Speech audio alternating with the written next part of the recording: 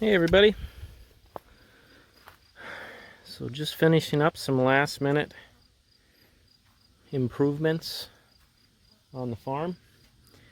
Right here we got a beautiful bean plot. Very excited about this one. So all around this bean plot is a massive swamp, literally goes for miles. It's the area that the deer, the mature bucks gravitate to towards the middle of the rut. It especially holds deer once it freezes up. Right now it's very wet, so we don't tend to get a lot of mature buck pictures down here this time of year, but as the fall progresses, the deer start to really filter in here. So I wanted to have a really nice food plot here this year. It's the first time we've done beans in this plot, and I'm very, very excited because we got beans on the neighbors over there. Those beans will be out probably early October.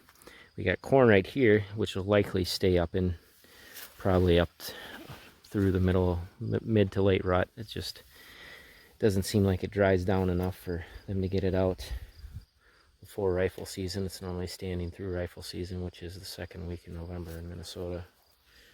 But yeah, so this bean plot will stay, and it'll be probably the main attraction for a good chunk of the fall until they really start hitting the corn. But of course they hit beans when it gets cold too. So, but what I'm going to do to add to this plot, because we've had just a great summer for growth. So you can see these beans have jumped up and they're already starting to reach maturity. We're starting to get a little yellowing.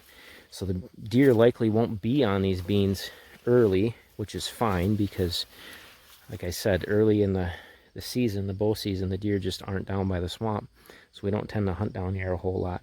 But if we do want to hunt down here, I want to add some attraction to this plot. So what I'm going to do is take cereal rye and overseed into the beans. So as these beans yellow and the leaves start to dry up, the cereal rye will be sitting here between the bean rows. You see it's nice bare dirt, and it'll start to germinate. And actually there's probably plenty of sun getting in now, spots like right here, that we're going to get a lot of germination right away. I like to put my cereal rye down kind of that mid to late August. I try to time it before a rain. We have a decent rain chance tonight, so I'm going to do that tonight. This is something that I've heard a lot of guys talk about. I've seen Jeff Sturgis. He does 200 pounds per acre of cereal rye in his plots. I've seen Jake Eliner do it. Quite a few other of those habitat gurus that like to do this, but what I did last year was the first year I did it. I think I did about 100 pounds per acre, which is kind of the recommended planting rate if you go talk to somebody at like a egg co-op, and that seemed to work really, really good. So I'm going to just stick with that for now. But you can see there's even some bare spots in here where that rye should jump right away. But what I'm going to do is actually, so this plot kind of loops right around the corner here. I'm just going to put down my rye in this area of the plot because we have a stand right up in there, and there's a stand tucked in the swamp right over there. So I want to keep the attraction right around our stands and not necessarily have the deer popping out, you know, over on that point and going out over there, which is still fine. It's all huntable if we were rifle hunting from a box stand that's sitting right over there. But I'm looking at this from more of a bow hunting standpoint. That's my, well, all of ours preferred way to hunt. We do rifle hunt, but we definitely get more jacked up about bow hunting. So I'm going to put the attraction in front of the stand right here and yeah, see if we can't pull the deer in. So we'll have, as these greens are yellowing, we'll have the green rye underneath. So that should have the deer hitting it. And rye is super, super cold hardy. I feel like, I can't remember the exact temp, but it germinates all the way down like to the mid to upper 30s. It'll germinate in really cool temperatures. So, and it's very cold hardy, so it actually should stay palatable up through rifle hunting.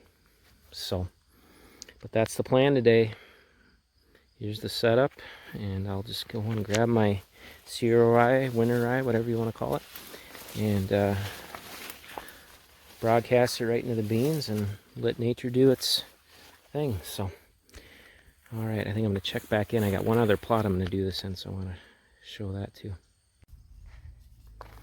All right, so here's the other area I got to fill in. You can see kind of what I don't know how I did this. I thought I was broadcasting pretty evenly, but apparently not, because you can see green strips all the way through here. So this is it's a brassica plot, and I obviously left some gaps, but that's why rye is great. It's a great filler. So in these areas where it's bare, I'm going to broadcast my rye. I got my brassica strips going that way, deer stand over there, and the rifle stand is right over there. So yeah, just want to thicken this plot up a little bit, fill in where I apparently missed with my broadcasting the first time, and go from there. But it should add that little extra bit of attraction that we'd like to get out of this plot, and hopefully draw on some good deer. So that's the work for today. Hope you all have a great Sunday.